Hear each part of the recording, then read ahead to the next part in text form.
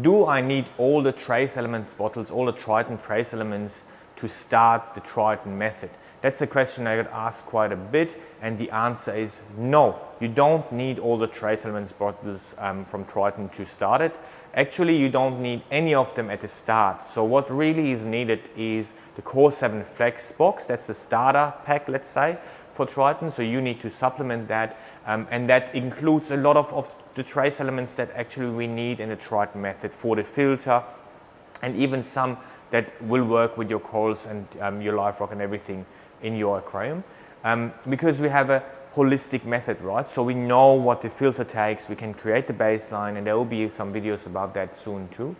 And later on is actually when you start adding the trace elements. So when your corals are getting into the aquarium, then you start doing the ICP testing actually for the corals and for the supplementation. And like I said in the videos before, it's like 70-30. So 70% of ICP testing is still error correction, and 30% might be supplementation. So what you do is you actually never end up having all the bottles of trace elements of Triton, which I would actually love to you buy all of them, but it's not really the real way, the good way to do it, right? The good way to doing it is actually go one by one, test them out, see what your corals react on, and then kind of carry on if it's beneficial, or stop it if it's not beneficial. So you normally end up in a normal full Triton method tank with maybe 3-4 trace elements that you extra dose and you have benefits of, and your tank will love it, right?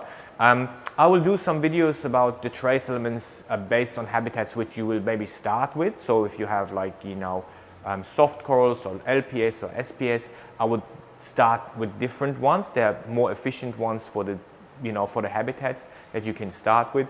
But honestly, don't go and buy all the trace elements right away. Do the ICP testing, see what's missing, look at your habitat, look at the videos that I'll do so you know which one to start, and then you go from there. You need to understand that you won't keep all the corals that are existing out there in the reef in your aquarium. So you have just like, let's say 30, maybe when it comes up 20, 30 corals in there.